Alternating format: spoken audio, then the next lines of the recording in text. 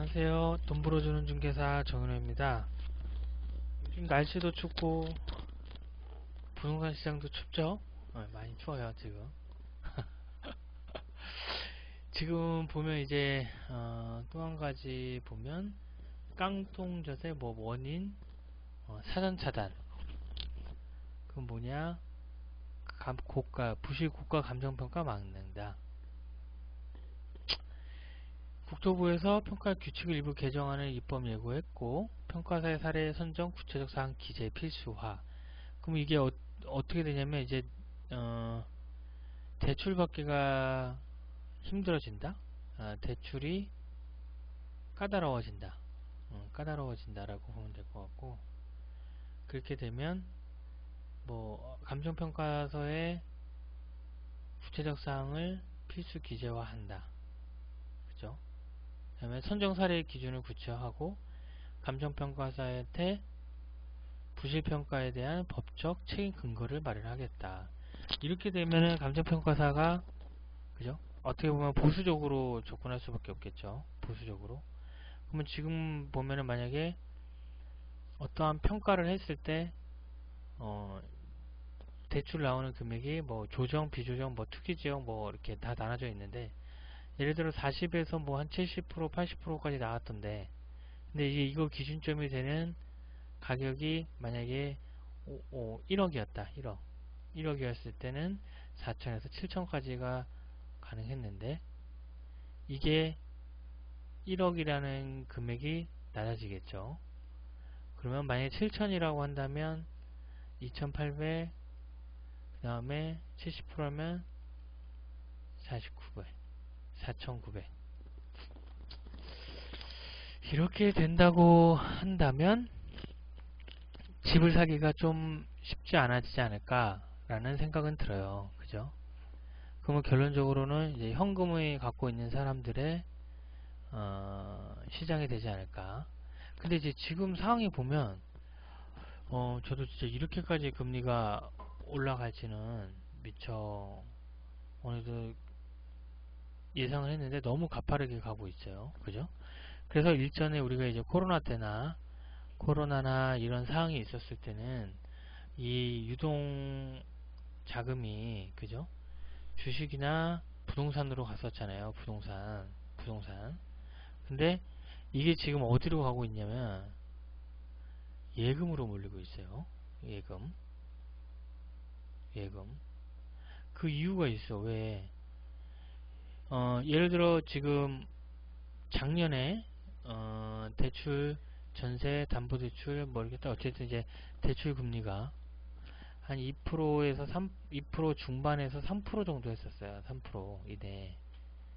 21년도 초에만 해도. 근데 지금 22년도 그죠? 하반기에 왔는데 후반부에 왔는데 지금 4.5에서 5% 이상이 되고 이건 전세자금 대출 뭐 이런 거예요. 여기에 만약에 뭐 신용대출이라든가 예를 들어 뭐 후순위 뭐 이런 대출 이런 걸 한다 그러면 기하급수적으로 올라가고 있어요. 신용대출은 최소 뭐 6% 중반에서 뭐 한 10% 이상 되는 데도 있어요. 그죠? 후순위는 더요. 뭐 13%. 그것도 뭐 못 받는 상황이에요. 그죠? 그럼 결론적으로는 지금 얘기는 감정평가사한테 가격의 기준을 매기는데 높게 못하게 하겠다 그 얘기잖아요. 그죠? 그죠? 그리고 보면 이 탓을 이제 부실한 감정평가 탓에 깡통 전세가 발생하고 있다는 점이래요. 그죠?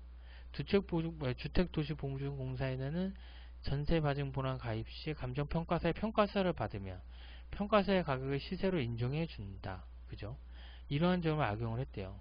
근데 이 가격에 대해서 평가에 대해서 뭐 높게 뭐 책정한다는 것도 어느 정도 있지만 결론적으로는 전세대출 금액에 대한 프로테이지를 줄이면 돼요. 예를 들어 전세자금 대출에 대한 거를 80%가 아닌 이거를 뭐 50% 한다. 50% 그죠? 50% 한다. 이러면 이 문제들이 어느 정도 사라지지 않을까 이거죠. 그죠? 이거. 그러면서 어쨌든 시세로 인정해주기 때문에 신축 빌라에 대해 감정평가상 높게 책정해 보증을 가입하는 사례가 크게 늘었다. 이렇게 얘기했잖아요. 그죠? 그리고 주택시 빙하기가 이어가고 있는 상황에서 매매가가 높아 돌려주지 못하는 상황이 발생해 깡통 문제가 확산하고 있다는 것이다. 자, 결론. 전세대출 대출을 비율을 줄여라. 그게 낫다. 전세대출 자금 대출 비율을 50% 이하로 내리든가. 이러면 이런 문제가 생기지 않지 않을까. 그죠?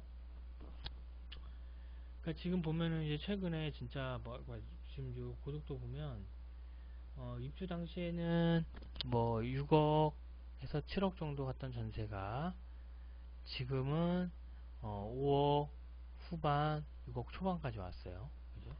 아, 얘는 8억까지 갔었구나. 8억까지 갔던 게 지금 5억 후반까지 왔어요. 그죠?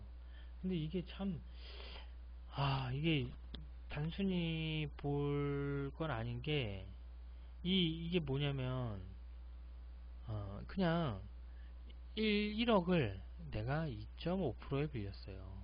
그죠? 지금은 1억을 5% 정도에 빌려야 돼요. 그죠? 그러면 1억에 대한 2.5% 하면 250만원이잖아요. 그죠? 얘는 500만원이에요. 그러면 월 요걸 환산하면 약 한 40만원 초반 정도 되고 얘를 하면 20만원 초반 정도 되는 거예요. 그러면 단순 계산해서 1억에 20만원 그죠? 근데 보통 보면 이때 당시에 보면은 한 보통 신혼부부들이 많았었거든요. 그때 당시에도 한 70에서 80% 정도를 받았어요. 전세자금 대출을. 그러면 5억일 때 80%면 4억이에요. 4억. 그러면 내 돈 1억 갖고 했었잖아요. 그죠? 그러면 이 4억에 대한 게 일전에는 100만원만 내도 됐던 게, 그죠? 100만원. 월 이자를 냈던 게, 4%였을 때, 예를 들어 2.5%였을 때는 월 100만원 내던 게, 지금은 200만원 이상을 내야 돼요. 그죠? 그러니까 이게 당해낼 수가 없는 거예요. 그러니까 100만원 후반대 돼야 되는 거지. 그죠? 나의 소득의 증가는 없이. 이런 것 때문에 문제들이 이제 일어나고 있는데, 이제 원론적인 거, 공급도 그렇지만 지금 기준금리가 어느 정도 잡혀야 된다. 첫 번째. 기준금리가 어느 정도 안정을 보여야지 이제 좀 더, 그러니까 하락기를 좀 방어를 할 수 있지 않을까라는 생각을 해요. 그죠?